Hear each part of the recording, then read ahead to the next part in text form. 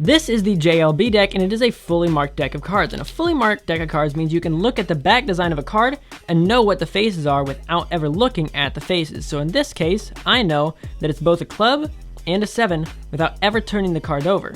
And just like that, it works every time. So now let me teach you how to do it. This video was requested by one of you guys with this comment right here, so I had to do this marking system reveal. And if there's a video that you want to see next, make sure to drop it in the comments below and I might do yours next. First, let's start with the suits. Now there's two ways to read a marked deck. There's the suit and the value. We're gonna start with the suits. And if you look at this top left corner here, you're gonna see one dot there. Now you'll actually see it in all four corners, but the top left is normally where I look. Now on this one, there's only one dot there. But if you go to this next card, you'll see that there's two dots there where there was previously only one.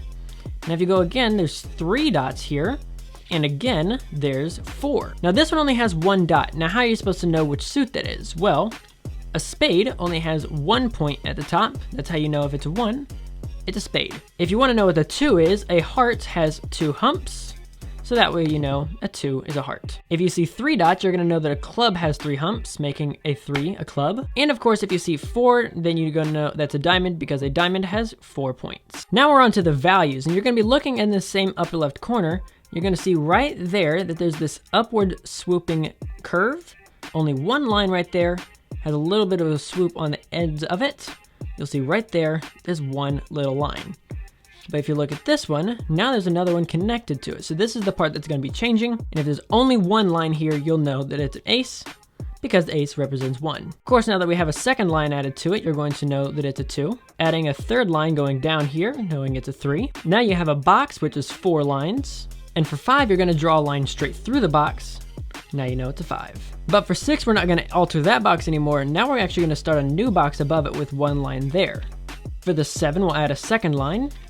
On to the 8, now you have the full box with a line through it and 3 lines, it's an 8. If you complete the upper box, now it's a 9. And if you put the slash through both boxes, it's a 10. Now onto the court cards, you'll see that this one is half shaded and this one is not shaded. If only one of them is half shaded, it's a jack. But if both of them are half shaded, just like this, you'll know it's a queen.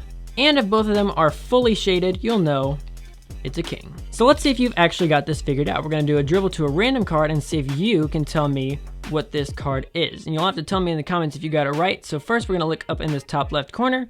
You'll see 1, 2, 3 dots, knowing a club has 3 humps. The other one you're gonna see is that there's a line up, line right, line down. Doesn't complete the box, so there's only 3 lines here. You'll know it's the 3 of clubs.